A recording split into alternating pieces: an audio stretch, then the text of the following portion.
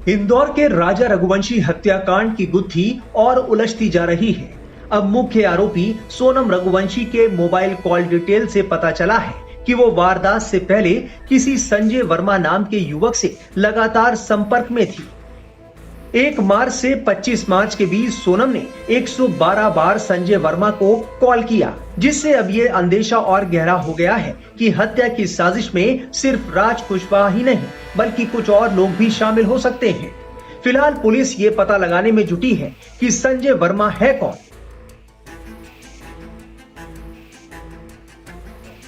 राजा murder case में एक नए किरदार की एंट्री हुई है। दरअसल संजय वर्मा नाम के एक शख्स का नाम पुलिस की जांच में सामने आया है।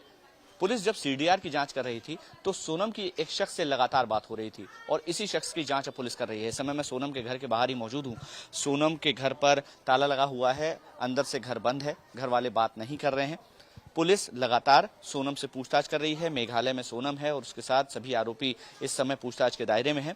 सोनम किस किस से बात करती थी इस बात की पुलिस जांच कर रही थी और इसी दौरान एक सीडीआर सामने आया जिसमें एक नंबर का जिक्र आया। ये नंबर संजय वर्मा के नाम पर रजिस्टर्ड है। एक मोबाइल ऐप के जरिए ये जानकारी मिली है और इस नंबर पर पिछले 1 महीने में 234 बार बातचीत का जिक्र आया है।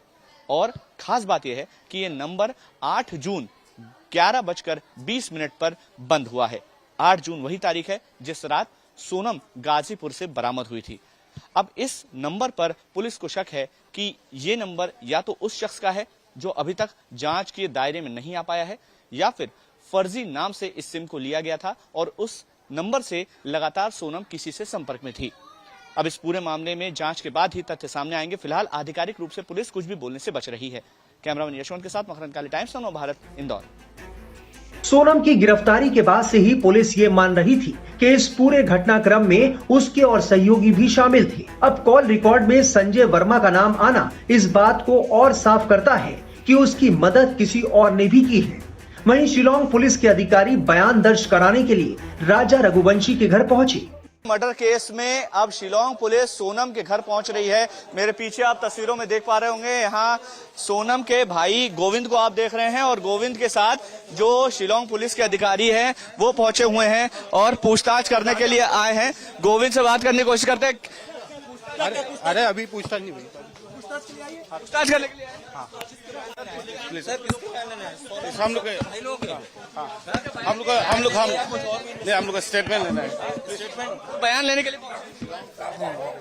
शिलांग पुलिस के अधिकारी हैं जो इस समय यहाँ पर पहुंचे हुए हैं। किसी भी तरह की बयान से इनकार कर रहे हैं, कोई बात वो नहीं कर रहे हैं। फिलहाल सोनम के घर पर शिलांग पुलिस के अधिकारी पहुंचे हैं और सोनम के भाई, सोनम की मां और सोनम के पिता के बयान दर्ज किए जाएंगे। जो वरिष्ठ अधिकारी हैं इस समय यहां पर मौजूद है। क्राइम ब्रांच के एक अधिकारी, उसके साथ शिलांग पुलिस के तमाम जो अफसर हैं वो यहां पर अभी पहुंचे हैं और बयान लिए जा रहे हैं सोनम के परिवार के। सोनम अभी फिलहाल शिलांग पुलिस की हिरासत में है। रिक्रिएशन के बाद सोनम ने अपना जुर्म कबूल कर लिया है, ये भी तथ्य निकल करके सामने आ रहे हैं। अभी फिलहाल सोनम के घर वालों से जो टाइमिंग है और जो बाकी बयान है उनकी तस्दीक पुलिस के द्वारा की जा रही है, शिलांग पुलिस के द्वारा। और इसी मामले में अब पुलिस बयान ले रही है सोनम के परिवार के। खास बात यह भी है कि इस पूरे मामले में पहले शिलांग पुलिस राजा के घर पहुंची थी। राजा के घर के अलावा तमाम जो अन्य आरोपी हैं उनके घर भी शिलांग पुलिस पहुंची और शिलांग पुलिस ने तमाम जो आरोपी हैं उनके परिवार के बयान लिए हैं। इसी सिलसिले में सोनम के घर भी शिलांग पुलिस के अधिकारी पहुंचे हैं और सोनम के परिवार के बयान लिए जा रहे हैं। कैमरामैन यशवंत के साथ मकरंद काली, टाइम्स ऑफ भारत, इंदौर। इससे पहले शिलांग पुलिस ने मंगलवार रात को भी इंदौर में राजा रघुवंशी के घर पहुंचकर परिजनों से पूछताछ की। पुलिस ने राजा की मां और दोनों भाई से करीब 1 घंटे तक बातचीत की। बताया जा रहा है कि इस दौरान सोनम रघुवंशी के व्यवहार और घटनाक्रमों को लेकर सवाल जवाब किए गए। देखिए, पूछताछ वाली जो करीम से है उसमें खाली यही है, तो आप लोगों को सोनम का व्यवहार कैसा लगा था, सोनम में रही थी, कितने दिन रही थी, इस टाइप की हमसे बातचीत में सारी करी है। पुलिस से कितने लोग आए थे और कितनी देर तक पूछताछ हुई? नहीं, ये 3 लोग थे। अब उसमें ये नहीं कंफर्म है शिलांग के थे कि कहाँ के थे। 3 लोग घर पे आए थे पूछताछ के लिए। देखिए, मेघालय पुलिस को ना पहले देखा था मैंने, वो पुलिस थी, अब ये पुलिस नहीं थी वाली। उन्होंने बताया होगा ना कहाँ से आई है? नहीं, देखिए होता क्या है, अब उनकी जो लैंग्वेज है, उनकी लैंग्वेज अपनी लैंग्वेज में अंतर है दोनों में। तो वो जो बोलते हैं उसमें सब जहाँ तक लग रहा है हीरा शिलोंग से थी वो। क्या पूछताछ की था सब?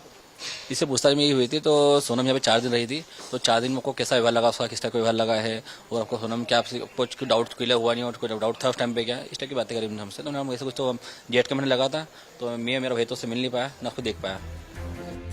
बता दें कि राजा रघुवंशी के माता पिता बहू सोनम पर तंत्र मंत्र करने के गंभीर आरोप लगा चुके हैं।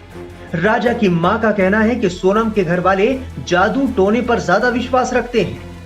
राजा रघुवंशी की माताजी हमारे साथ है बातचीत करने के लिए। अब सीन पूरा वहाँ पर जो क्राइम हुआ, पुलिस पहुंची है, पूरा रिक्रिएट कर रही है। इस पूरे मामले में अलग अलग तरीके की थ्योरी निकल रही है। अभी पहले राज से नाम जोड़ रहा था, फिर अब तंत्र मंत्र का बार बार निकल करके जिक्र आ रहा है कि तंत्र मंत्र की वजह से हत्या हुई। आपको इस पे कितना यकीन है? देखो यकीन है नहीं है ये तो नहीं है, मगर देखो वहाँ पे वो कामाख्या देवी गए थे, वहाँ पे भी तंत्र मंत्र तो होता है। हो सके उनने कोई सी पूजा वूजा ऐसी करवाई भी हो, नहीं करवाई हो तो वहाँ से कुछ चीज भी ली हो जो जेब में रख दी हो, उस पे तो अपन नहीं कह सकते, मगर है ना कुछ न कुछ तो बहुत बड़ा हुआ है मेरे बेटे के साथ, इतना तो मेरे को यकीन है।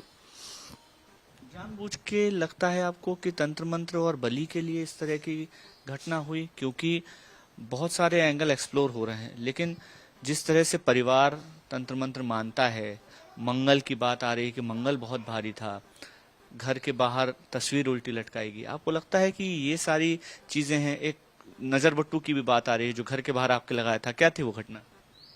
वो नजर बट्टू तो मतलब वो उज्जैन से लेके आए थे, दोनों साथ में गए थे। अब वो मैंने बेटा से पूछ नहीं पाई कि ये बेटा अपने मन से लिया था कि सोनम की मर्जी से लिया था, तो वो है ना बाहर लगा था, तो मतलब हमको थोड़ा सा वो लग रहा था, तो हमने अब उसको निकाल के फेंक दिया। तो आपको लगता है तंत्र मंत्र हुआ है? नहीं हो सकता ना, हो भी सकता है तंत्र मंत्र। मैं यकीन से तो नहीं कह सकती हूँ ना कि हुआ कि नहीं हुआ, मगर वो तंत्र मंत्र में ज्यादा विश्वास रखते हैं वो लोग, तो रखते ही, हम लोग तो नहीं रखते हैं। हमने तो कभी तंत्र मंत्र का नाम अभी सुनने को सब मिल रहे हैं हमको, हम तो पहले कभी सुन भी नहीं पाए। हम तो ज्यादा किसी चीज में विश्वास रखती नहीं थी मैं तो, क्योंकि मेरे को कोई इस चीज में इतना विश्वास नहीं है, मगर उन लोगों को पूरा यकीन है। क्योंकि वो तंत्र मंत्र पता चल गया कि 2-1 साल से मतलब वो ज्यादा ही तंत्र मंत्र मानते हैं। क्या पता चला आपको?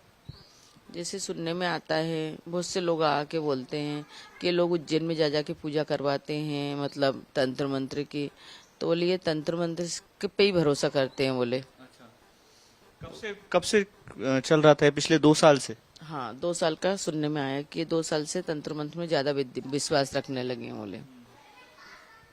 जो कुंडली है वो जो भी जानकार देख रहे हैं वो ये कह रहे हैं कि इस कुंडली में बहुत बड़ी खामी है, महादशा है, कि मंगल बहुत ज्यादा भारी है और उसके साथ राहु है। मतलब जो जानकार व्यक्ति है उनका ये कहना है कि इस कुंडली को देख के कोई भी कहेगा कि शादी नहीं होनी चाहिए।